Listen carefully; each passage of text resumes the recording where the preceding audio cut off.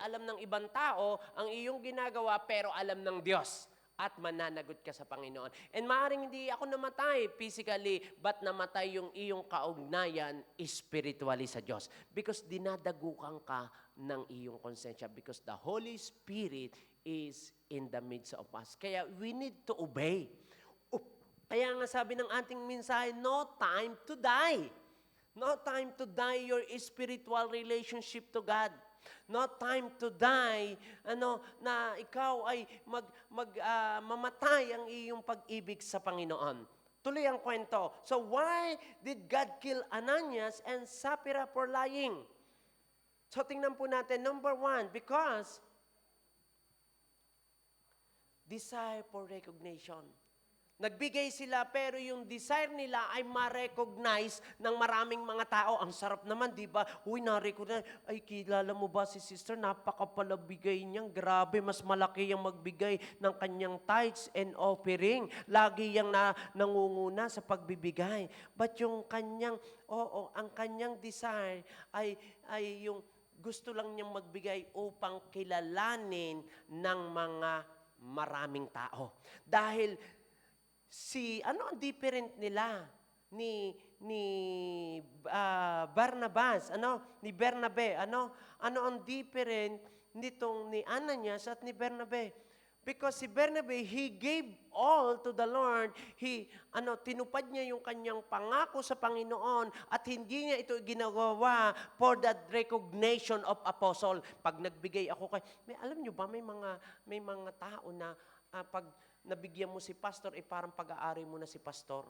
Pag hindi nasagot, ay, pastor, binigyan ka, pero hindi ka sumagot. Para bang, uy, aking ka, pastor, bakit hindi ka sumagot? Parang ganon. Hindi po ganon ang pangsyon bilang tayo ay iglesia.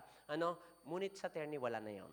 Pero sinasabi ko po ito na itong si Ananias, si Bernabe, ang kanyang ginawa, nagbigay siya to encourage. Kaya kita niyo po, kaya pag tayo nagbibigay, although nakikita natin, pero pag tayo nagbibigay, nag-i-encourage tayo. Dalawang bagay ang maaaring mangyari pag tayo nagbibigay sa Panginoon ng ating time, ng ating tithes and offering, ng ating pagtatrabaho sa Panginoon, either maka-encourage ka o maka-discourage ka. Kita nyo, maraming mga taong nadi-discourage kasi sabi nila, ang pagbibigay naman ay ako at ang Diyos na lamang. Oo, yung motibo mo. Sometimes pinopromote pa natin hindi ako nagbibigay. Kasi kung magbibigay ako or magtatides ako, hindi naman labag naman sa aking puso, ba't ako magbibigay? Ang iba nga dyan, hindi nagbibigay. Pero ang iglesia, this is a present church. Ang iglesia na ito sa Jerusalem, sila'y nagbibigay to encourage people, not to discourage people.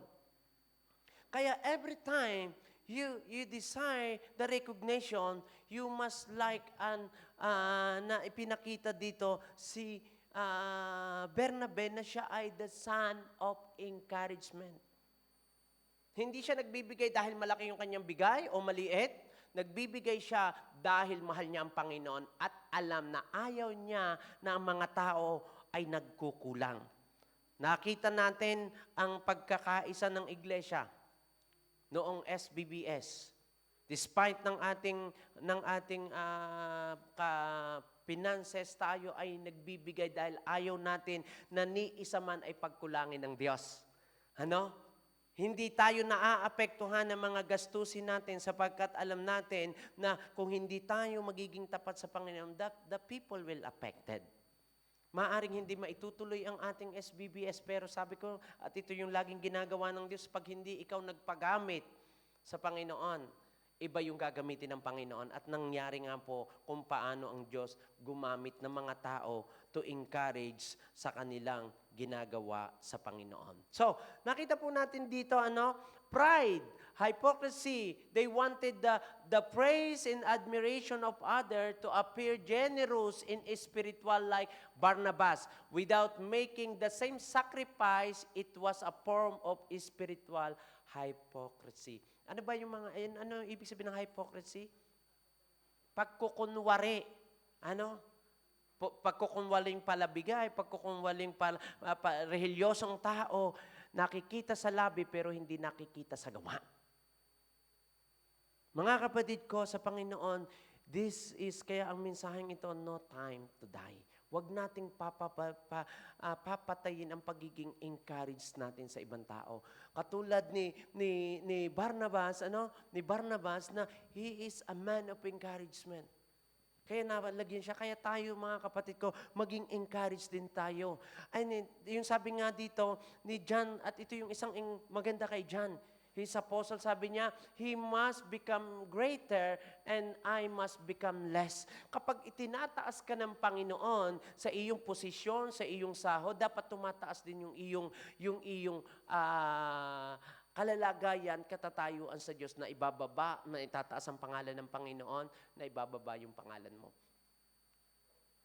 Kaya kapag pinagpala ka ng Diyos, abay dapat naman i-extend mo rin yung iyong pagpapala sa ibang tao. I-extend mo rin, lumaki na yung iyong kinikita, pinagpapala, pero ang iyong pa rin pagbibigay ay wala pa rin, hindi pa rin na-i-extend. Kaya yun yung faith, kasi kung ang totoong pinagpapala, nakikita ito sa bunga sa iyong buhay. Ano po? So ito yung naging problema, kaya namatay si Ananias, and yung desire niya ng recognition. Kaya ang inilagay ko yung kay John, kasi si John, despite ng siya ay apostle, despite ng anointed, he desired na ma-lift up ang pangalan ng Panginoon at maibaba ang pangalan niya. They wanted to appear more generous than they were. Grabe, no? They pretended to give all the money from the sale, but secretly keep part of lie. Hallelujah. He brought part of the money to the apostle, claiming it was the full amount. With his wife, he keep the rest. Act of the Apostle, sabi ng Act 5:2, subalit nagsabuatan ang dalawa at hindi nila ibinigay ni Ananas sa mga apostol ang buong pinagbilhan. Imagine niyo, hindi naman tinanong hindi naman nasabi na siya ay yung magkano, walang alam si Peter. But the Holy Spirit revealed to him na si Ananias, hindi niya tinupad yung pangako niya sa Diyos. Mga kapatid ko sa Panginoon, kung gusto nating wag natin mamatay ang ating kaugnayan sa Diyos, dapat kapag kayo'y nangako sa Diyos, kahit na sa inyo lamang, hindi na nakaring tuparin nyo. Kasi kung hindi nyo tutuparin ang pangako nyo sa Diyos, mananagot kayo sa Diyos. Mananagot kayo sa Diyos.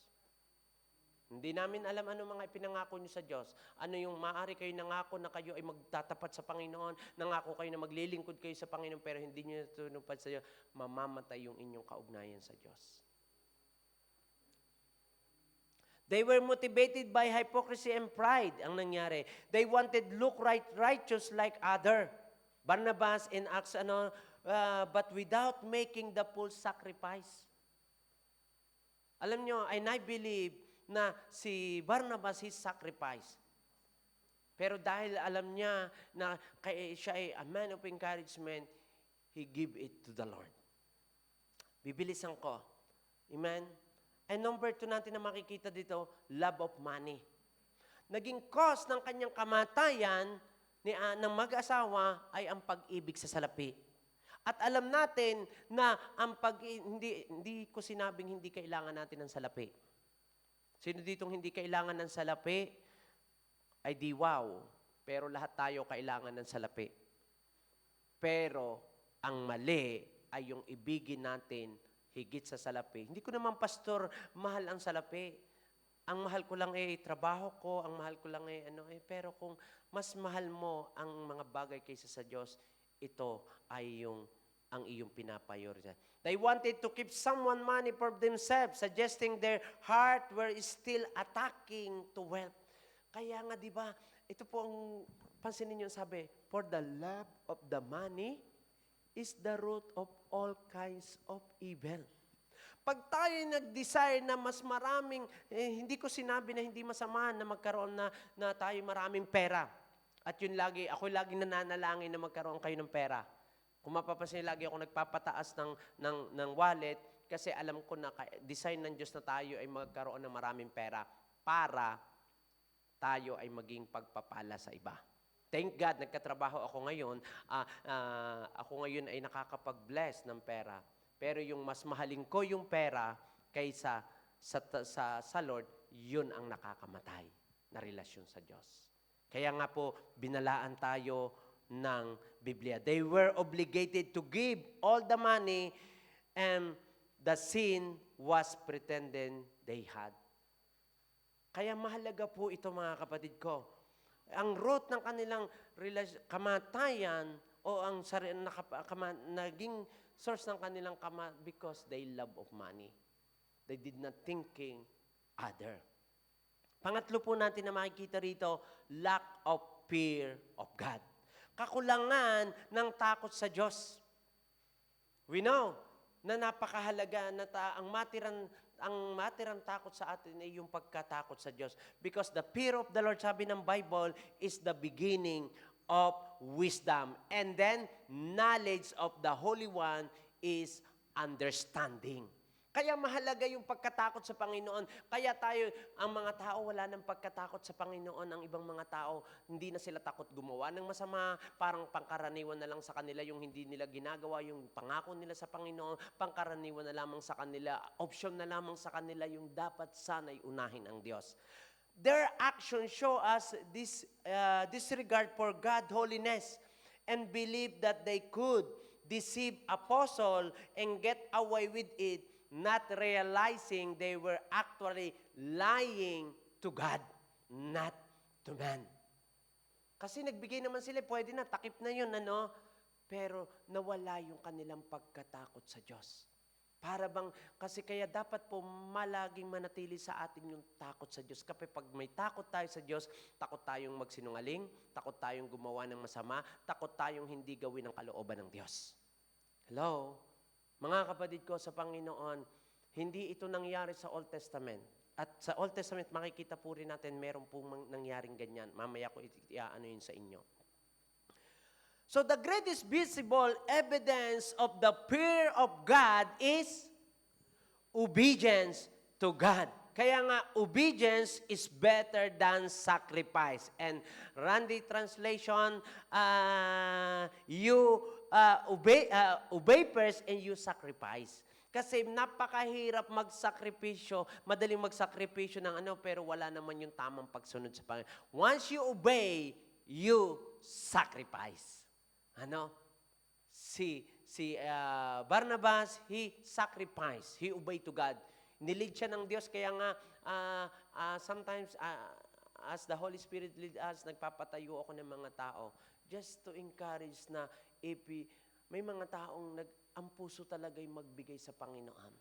Kaya kami ini-encourage namin kayo, may mga taong tinatawag na sumunod sa Panginoon. May nakakarinig tayo ng mga salita ng Diyos, that's to encourage all of us. Kaya napakahalaga po nito, ang evidence na may pagkatakot tayo sa Panginoon ay yung sumusunod tayo sa Diyos. Pag ikaw ay partial lang ang pagkatakot mo sa Diyos, hindi ka natatakot na parang, hindi ka natatakot na gumawa ng kaunting kasinungalingan, kaunting kasalanan. Parang okay lang yan. Ang iba nga, hindi tayo na may pinapatawad ng Diyos. Hindi po ganun yan. So, the greatest visible evidence of the fear of God is obedience to God. Number 4, ang tagal ko pa, influence of Satan. So, ang nangyari, Anas and Sapphira allow na ma-impluensyahan sila ni Satan. Satan come para tayo ay wasakin. At si Satan ay nagwo-work sa ating mind first. And then pag pinapasok mo yung kanyang pagsisinungaling, papasok ito sa puso. So, influence of Satan, according to Peter in Acts chapter 5 verse 3, why has Satan filled your heart to lie to the Holy Spirit? Hindi siya na-possess, pero siya'y inoppress. Sinabi ng Biblia, they deceive was influenced by Satan, highlighting the spiritual battle involved. Kaya mga kapatid ko, sometimes when the Lord lead us, you need to obey. nandito na yung battle sa mind. Huwag mong ilalagay sa iyong puso because it will magbibigay ito, maglilid sa iyo ng kamatayan at kaugnayan sa Diyos o relationship. Kaya pag tayo inaatake, anong sabi ng Biblia? Submit therefore to God, resist the devil, and they will flee from you. Magsilang sa pag alam mo na sinasabihan ka na, no, no, no, no, ito'y galing kay Satan, hindi, wala kang magagawa, Satan, submit, cast all your care upon Him, isubmit mo sa Panginoon, confess, Lord, eto, tinitira ko ng kaaway, I am under attack, I need your help. So, hindi tayo lalapit, lagi natin narinig sa akin, narinig sa iba, hindi tayo lalapit sa tukso, lalayo tayo sa tukso. Hindi maiiwasan ng tukso, hindi kasalanan ng tukso kung hindi ka nagpatukso. Pero kapag ikay nagpatukso, kasalanan na yon. Normal po na may tukso.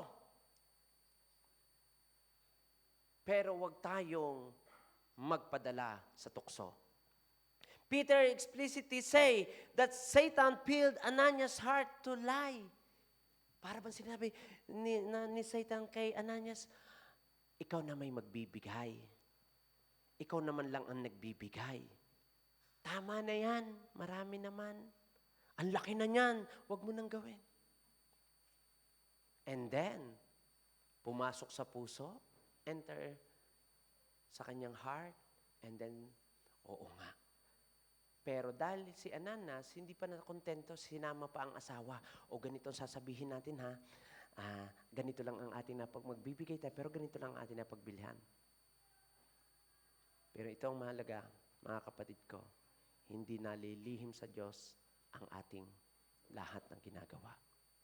And then, gusto ko rin lang sabihin sa inyo na ano man ang sitwasyon nyo sa inyong buhay, alam din ito ng banal na Santong Espiritu, and He will deliver you. Despite of your situation, God will deliver you. Then Peter said, Ananias, why it is that how it is that Satan has so filled your heart that you have lied to the Holy Spirit. Because the Holy Spirit is God. Why you lie to God? You are not lying to the church. You are not lying to me, sabi ni Peter. But you are lying to the Holy Spirit because the Holy Spirit revealed me that you lie. I don't care kahit magkano yung inapagbilhan. I don't care kung magkano yung iyong ibinigay. My care is you lie to the Holy Spirit. You lie to God. They were united, their delivered sin. Notice, ito, lie was not just a human decision. It was also a spiritual attack and deception influenced by Satan. Hindi lamang sila ang nagkasundo, pinapasok nila ang kasinungalingan sa kanilang puso and sa pag-o-oppress ni Satan at yun nag-lead sa kanila sa kamatayan. Mga kapatid ko, never allowed na padaya tayo kay Satan. Never allowed na magkaroon tayo ng kanya-kanyang pakikipag-usap para lamang wasakin ang isa't isa o ang ibang tao. Because the Lord knows your heart at walang malilihim sa Panginoon. Hallelujah. We are the age of the Holy Spirit. Hindi natin maluloko ang banal na Santong Espiritu. And the last, desire to belong. Ito yung sabi nga, yung kanilang desire na maging mapabilang. Sabi nga, ay nagbigay na ang lahat, tayo na lang ang hindi. Kailangan pakitaan natin sila na mas tayo mag-asawa, mas grabe tayo magbigay. Pero kaya manalangin tayo, humingi tayo ng panalangin kay Pastor Peter na i-bless tayo para I remember may lumapit sa akin, sabi niya, Pastor, tumama lang ako sa loto. Magbibigay ako ng tithes, magpapagawa ako ng bahay, ng church sa loob-loobin ko man. Ni mag-tithes nga, hindi mo magawa, makapagbigay ka pa kaya. Di ba? Kasi po, God knows our heart. Sa akin lang yun, Kaya mga kapatid ko sa Panginoon, Unahin natin ang Diyos. Hindi yung desire natin that they will belong. Dito sa iglesia, we are not forcing you to give your tithes and offering because this is your responsibility. You can lie na hindi na palabigay ka, or you can say that ako naman lagi ang nagbibigay o mas malaki ang aking ibinibigay. But this is not the point. The point is, are you obey God or lie yourself into God? Now, tingnan po natin to. They lie to God, not just to people. They underestimate the seriousness of their action, thinking they were just lying to men, not realizing they were lying to God.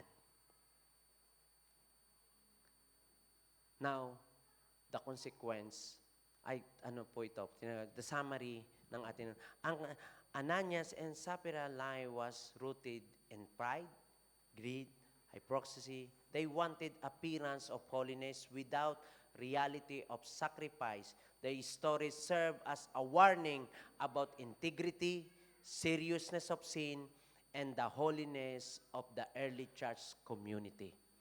Ang iglesia'y banal. Patibayin natin, panatilihin natin ang kabanalan at huwag natin papatayin ang ating pagtutulungan, ang ating pagtatapat sa Panginoon, at ang ating pakikipag-isa sa Panginoon. Now, ano yung naging consequence ng pagsisinungaling ni Ananias and Sapphira? Once na tayo'y naglay, ang mga Kristiyano, ano ang nasisira? Breaking relationship with God. Kung we continue to lie, nasisira yung ating relasyon sa Diyos. God is truth. Lying separate us from Him. No one who practice deceive shall dwell in the house of God. So, stop lying. Stop lying. Separate. Dahil ito yung magbe-break ng ating relationship sa Diyos. Ano ang consequence ng ating pagsisinungaling? Damage relationship with the people. Hindi lamang break yung iyong relasyon sa Panginoon, it will also break your relationship to the people. Maraming mga taong nagtiwala sa atin. Kinikilalan tayo'y Kristiyano, pero kung tayo'y nagsisinungaling, it will break sa relationship natin sa ibang tao. Remember, you are a child of God. You are a follower of Christ. So stop lying because lying damages relationship with the people. Lie destroy trust, cause of division, heart of other deeply. And sabi ng Proverbs 26:28, a lying tongue hate those it hurt, and plantering mouth works ruin. Hallelujah. Number 3, that the consequence, lead to judgment and death. Katulad na nangyari kay Ananias and Sapphira. Hindi lamang po ito nangyari sa New Testament. It also nangyari rin po ito sa Old Testament. Ano po ang example? Sa New Testament, si Ananias and Sapphira. Sa Old Testament, do you know Achan? Si Achan sa Joshua chapter 7. Pastor, hindi naman agad-agad namatay si Achan doon. Pero ang masakit po dito, he lied. God had commanded that no one take any of devoted things from Jericho. Sa Joshua 6:7, and Achan secretly stole gold, silver, rube, hide them, and deny doing it. Pero ano po ang naging bunga nito? Naapektuhan ang buong bayan ng Diyos. Dati sila'y nagtagumpay sa labanan sa Wall of Jericho. Pinakamatibay, mataas na wall. Hindi, pero pinagtagumpayan sila ng Panginoon. Ang sabi ng mga leader, Joshua, wag mo nang padalhin, 3,000 na lang kasi mas mapapagod lang, maliit lang ang AI. Wag na nating anuhin yan. So, nakinig si Joshua, pero ang bottom line, si Achan ay nagnakaw. Marami sa Bible na nakasulat na paano tayo nagnanakaw sa Panginoon. And you know that kung paano kayo nagnanakaw sa Panginoon. At kung tayo hindi magiging tapat sa Panginoon, ano nangyayari sa iglesia? Maraming mga churches ang nagsasara dahil ninanakawan nila ang Panginoon. Huwag nawa mga kapatid na mangyari sa bayan ng Diyos o sa katulad ni Achan na, Israelite, marami ang namatay because akala niya ay maitatago niya yung kanyang pagsisinungaling. Sino pa po? Gehazi. Sana si Gehazi sa 2 King 5. Ito ang sinasabi ko, si Elisha. Di ba? Ang unang prophet ay dito sa history ay si Elijah. Si Elijah, pinatungan ng kamay ni Elijah si Elisha. At ngayon po, ngayon naman ang kanyang kanang kamay ni Elisha ay si Gehazi. Pero ano ang ginawa ni Gehazi? He lied to Elisha. Humingi siya ng pera o suhol na kay Naaman. Ay hindi And ano po ang nangyari sa kanya? Nagkaroon siya ng leprosy. Hindi po, napaka-serious ng kasinungalingan.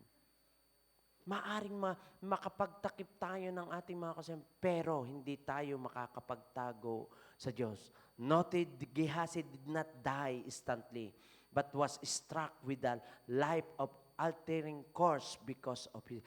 Hindi naman na ito ng kanyang mga lahi. Kaya nga sabi, di ba? From third to fourth generation, yan yung kasalanan. So, lead to judgment. Subalit, sabi ng pahayag, ito pa, ang consequence, pahayag 21:8, subalit malagim ang sasapitin ng mga duwag, ng mga taksil, ng mga mapagsamba sa kasuklam-suklam na kahalayan, ng mga mamamatay tao, ng mga nakikiapid, ng mga nangkukulam, ng mga sumasamba sa Diyos-Diyosan, at sa lahat ng mga sinungaling, liar, ang magiging bahagi nila sa lawa na nagliliyab na asopre.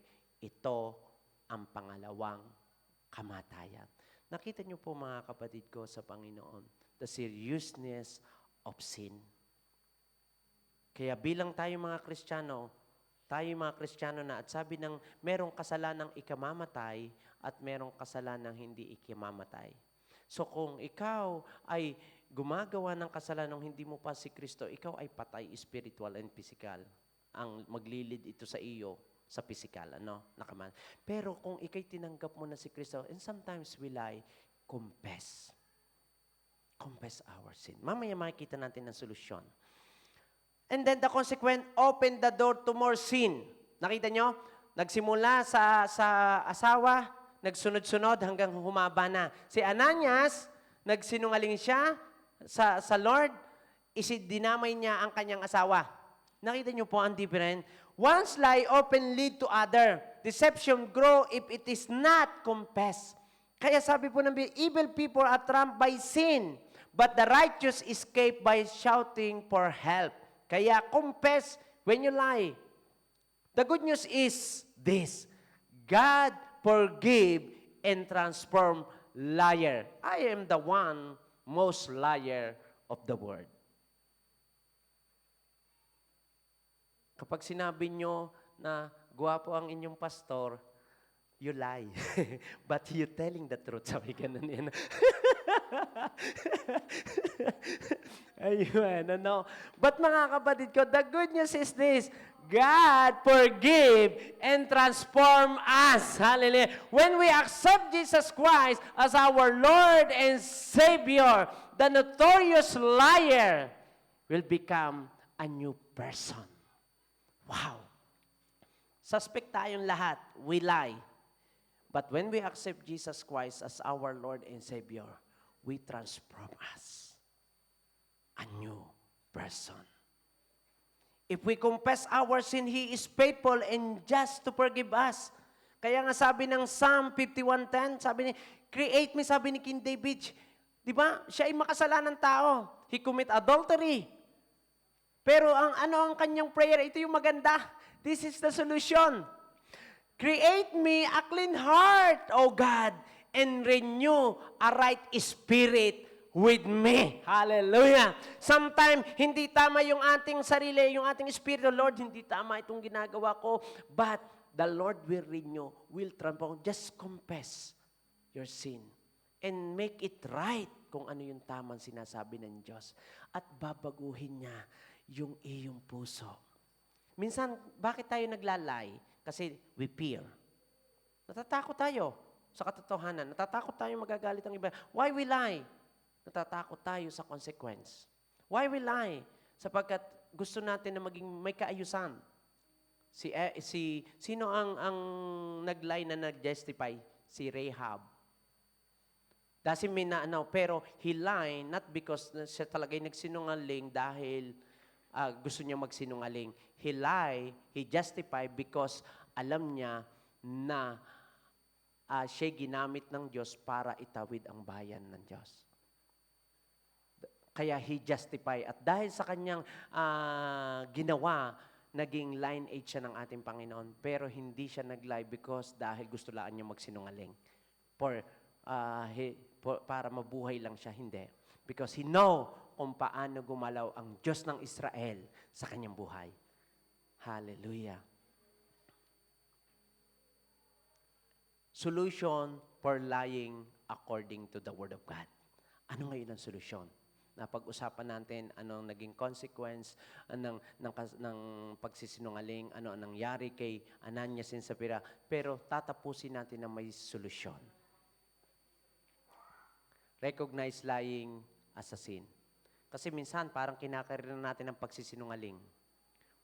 Recognize that this is, Lord, nagkamali ako. Maaring, Lord, kaya ko laan namang ginawa kasi gusto kong, wag kaming yes, but recognize your sin. Lying is a sin.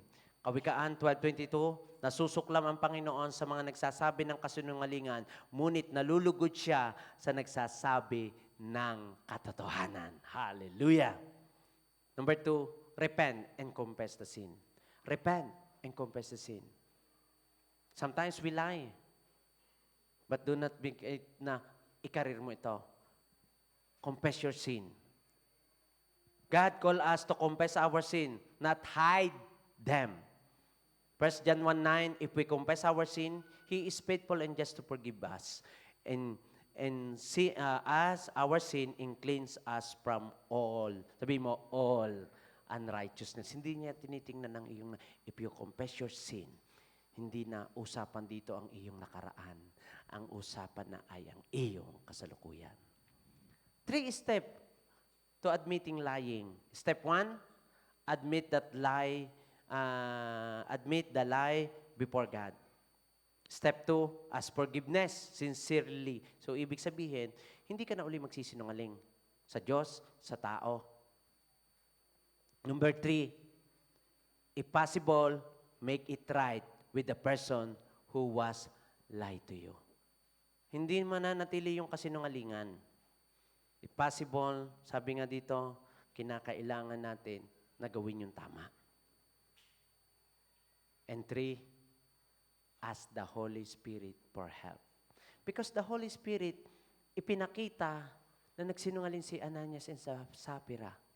So the Holy Spirit also will help us, hallelujah, sa mga bagay na hindi natin minsan kayang mapagtagumpayan. Ask the Holy Spirit for help. We cannot overcome sin by willpower alone. Hindi natin kayang pagtagumpayan, nagsisikap tayo maging mabuting tao, nagsisikap tayo wag magsinungaling, nagsisikap tayo wag gawin ang mga bagay na masama. We cannot.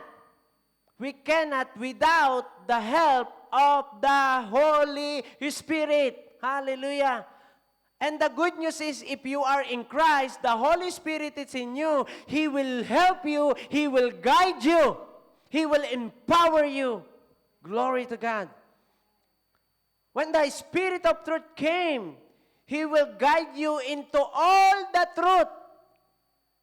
God is not the God of lie. He is the author of truth. And the Holy Spirit will guide us the truth. Pray daily for the Spirit to help you speak truthfully even when it is hard. Pray. Kahit na minsan mahirap. But the Holy Spirit will help us. Ang sabi ng lolo ko, ang nagsasama ng tapat, ano yun? Yan. Ang nagsasama ng tapat, nagsasama ng maluhag. Amen? Hallelujah. Number 4, put a new self in Christ. You are now, sabi ng Colossians 3:9 and 10, do not lie to one another since that you have put off the old self. Yung old self natin, tayo ay sinungaling, tayo ay mandaraya, tayo gumagawa ng masama, but right now, binago na tayo. Kaya kita nyo ang mga mukha nyo, ang gaganda nyo. Ako ba'y nagsisinungaling? Pag sinabi nyo, ang pangit mo, pastor, you lie. Kasi walang mga anak ng Diyos na pangit. Come on! Hallelujah! Because I transform a new self in Christ. Come on! Dati kayo na malungkot, parang hindi tagumpay, pero ngayon, you are a new life. Naiput na yung bago mong buhay kay Kristo. Kaya sinabi ng 2 Corinthians 5:17, ang nakay Kristo siya'y bago ng nilalang, ang dating pagkatao ay lumipas na, pawang bago na, para bang sinasabi, ikaw dati ay masama, dati ikaw ay hindi anak ng Diyos, dati ikaw ay hiwalay sa Diyos, dati ikaw ay gumagawa ng hindi ayon sa Diyos, pero ngayon ikaw ay born again na. Isinuot mo na ang iyong dati dati ikaw ay nagsusuot ng spaghetti pababa. Ngayon pataas na, yung mahaba na. Hallelujah. Di ba? Praise the Lord. Dahil tayo ngayon ay mga Kristiyano na. Put a new self in Christ. Kasi kapag nalaman mo, ay ako nga pala born again na, bawal na ako magsinungaling. Born again na pala ako, hindi ko na pala dapat ginagawa ito because I am a new person. When you come to Christ, you are called to leave behind old ways, including lying. Sabi ng Ephesians 4:25, kaya wag na kayong magsisinungaling. Ang bawat isa'y magsabi na ng katotohanan sa kanyang mga kapatid kay Kristo, dahil kabilang na tayo sa lahat sa iisang katawan. So tayo mga kapatid, tingnan ang context, ang iglesia, wag na tayong magsiraan. Huwag na tayong magdagdag pa ng mga kasinungalingan na makakasira sa ating mga kapatid sa Panginoon. Stop lying. When you come to Christ, you are called to leave behind the old way, including lying. Number 5, commit the living honestly. Grow in this. Paano? Commit to living honestly. Surround yourself with honest people. Kapag inilapit mo ang iyong sarili sa mga sinungaling na tao, magiging sinungaling ka na rin. Ano ang kasabihan ng lolo ninyo? Tell me who your friend and I tell you who you are. Kung may sinungaling kang kaibigan o tao na nakasuran ka, magiging sinungaling ka. Kung ikaw ay masama ang mga kasama mo, magiging gayong ka. Hindi ko sinabi na huwag tayong makisalamuha sa mga hindi mananampalataya. But be sure na ikaw ang maka-impluwensya sa kanila, hindi ikaw yung ma-impluwensyahan nila. And that's para tayo ay may surround yourself. So kaya nga po, when you accept Jesus Christ, abay, dapat ang mga barkada mo na, mga Kristiyano, nadidistinguish ka na. Kasi makakalakas yun sa'yo. Kaya surround yourself with the honest people. Number 2, meditate on the scripture about the truth. Laging ang principle, yan ang sinasabi mo. Pero ito ba yung sinasabi ng salita ng Diyos?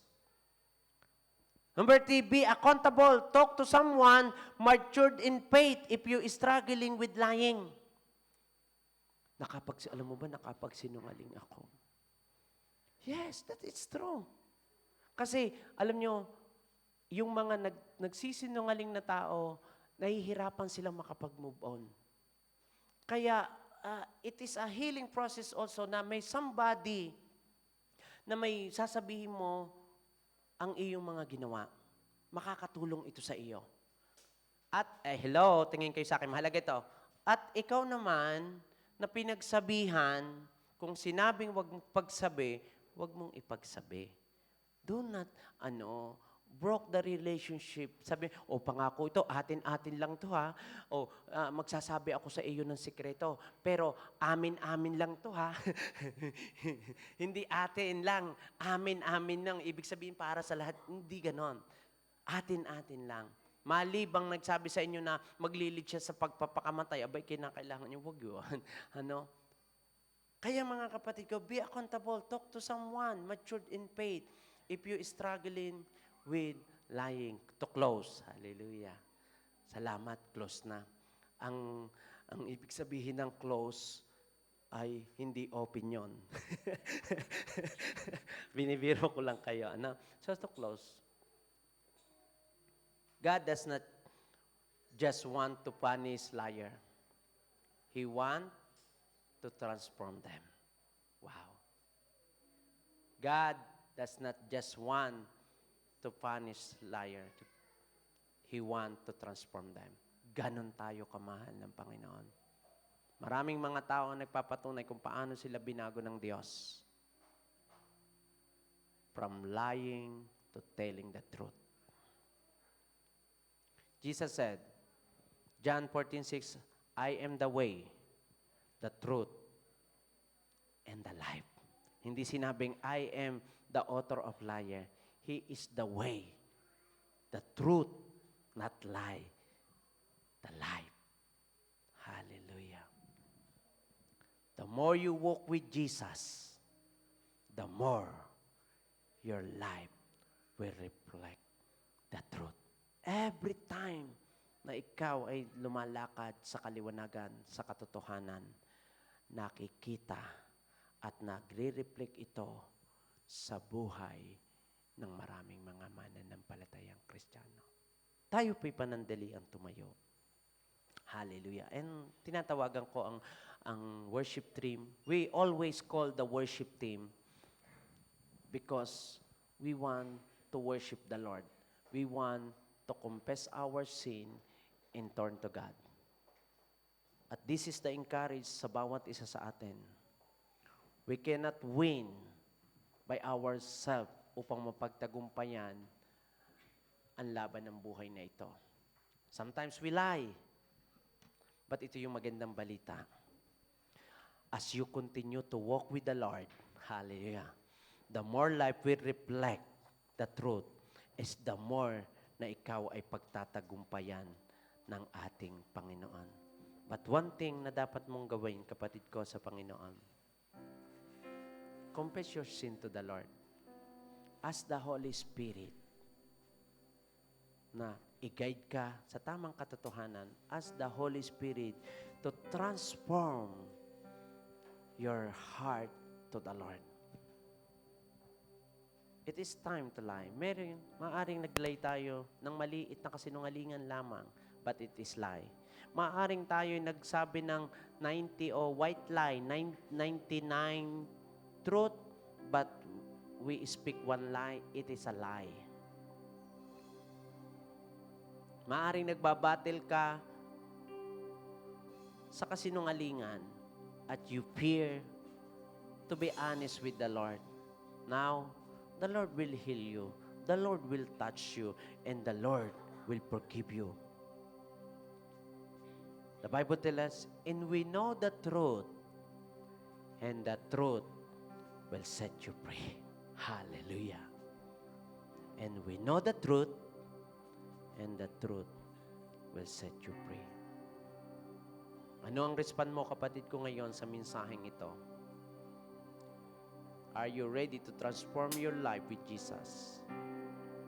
Are you ready to ask the Holy Spirit to help you and to guide you? It is the time to raise your hand and ask the help of the Holy Spirit. Alam ng Diyos ang lahat. Walang hindi nalilingid sa Kanya. Hindi nalingid na si Akan ay nagnakaw. Si Gehazi ay nanghingi. Si Ananias and Sapphira ay naglihim, nagsinungaling. Pero God knows. Kaya wag sanang dumating na maaaring hindi ka mamatay, physically. But baka dahil sa pagpapatuloy sa kasalanan at kasinungalingan, mamatay ang iyong kaugnayan sa Diyos. Today, ask the Holy Spirit to guide you right now. As continue the worship team to worship, I give you the time na makipagniig ka. Talk to God. Ask forgiveness. If you confess your sin to the Lord, He will faithful and just to forgive us, believing that the Lord will forgive you.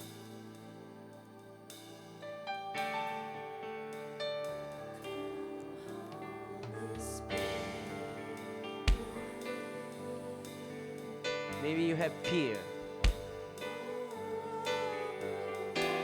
Maaring nararanasan mo ngayon na parang namamatay ang iyong kaugnayan sa Diyos. The Holy Spirit will help you. The Lord God will put you a new person right now. Just confess and promise na ikaw ay magiging tapat sa Kanya. Holy Spirit.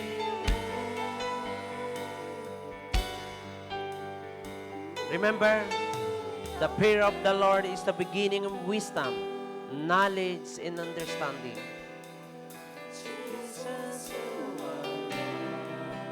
Haramasandaraamakoso.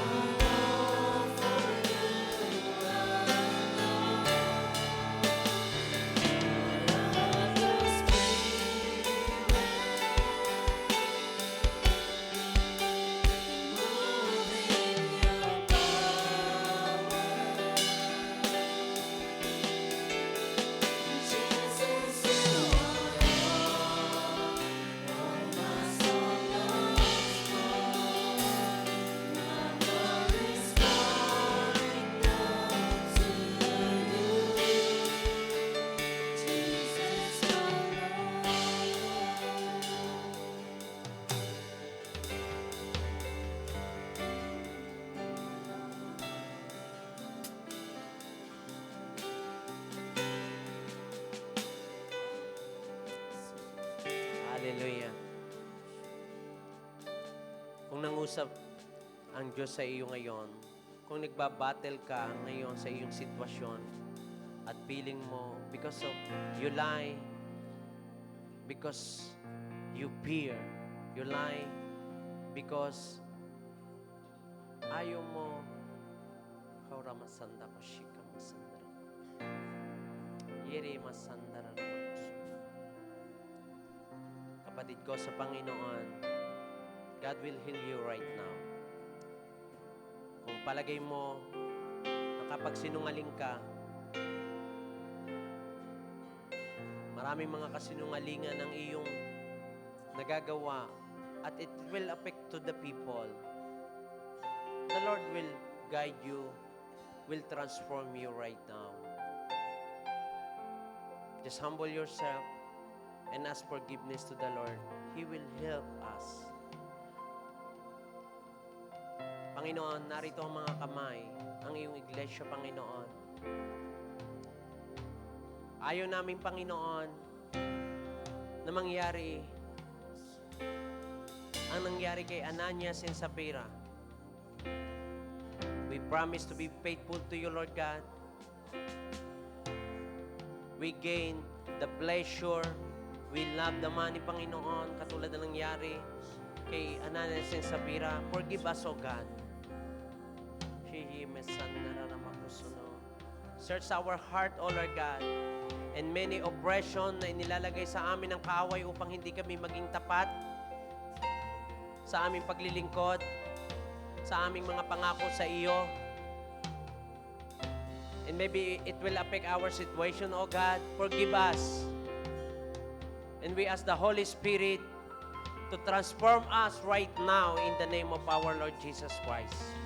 We promise, O God, from now on,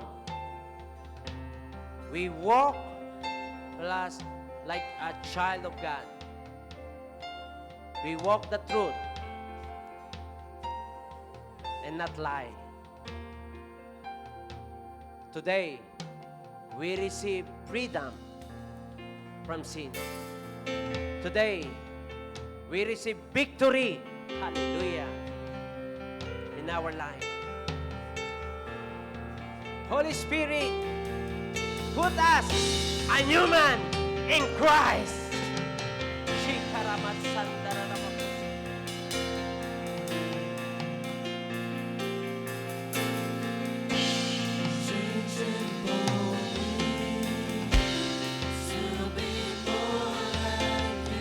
Hallelujah. Come on. Giving thanks to the Lord. Woo!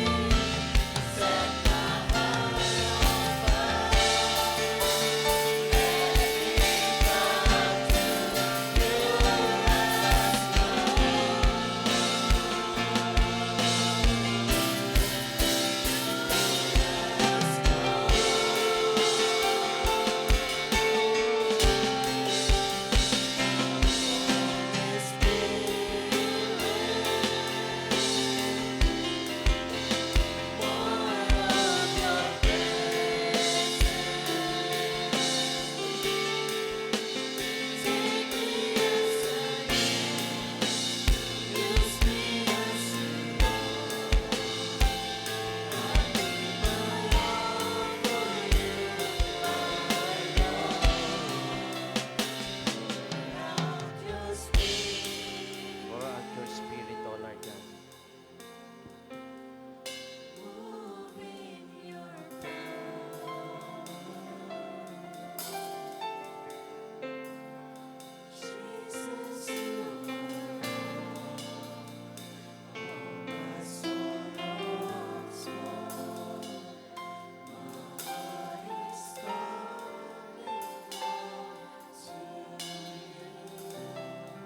Nung nakita ng mga iglesia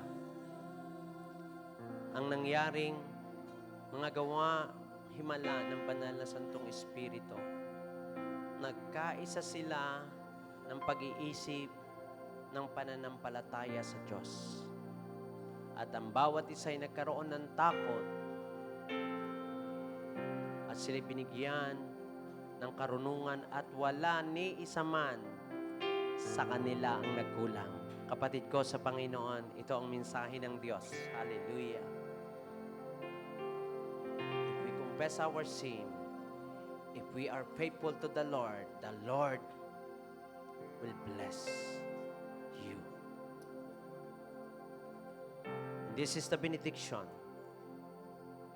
Pagkatapos niyong magtiis sa loob ng maikling panahon, ang Diyos na siya pinanggagalingan ng lahat ng pagpapala ang siyang magbibigay sa inyo ng kagalingan, katatagan, lakas ng loob, at isang pundasyong hindi matitinag. Siya ang tumawag sa inyo upang makibahagi kayo sa kanyang walang hanggang kaluwalhatian kasama ni Kristo. Sa Kanya ang kapangyarihan magpakailan, kailan paman, sa pangalan ng Ama ng Anak at ng banal na Santong Espiritu. Sa pangalan ni Jesus, ang bayan ng Diyos ay magsabi ng Amen and Amen. And to God be all the glory. Hallelujah.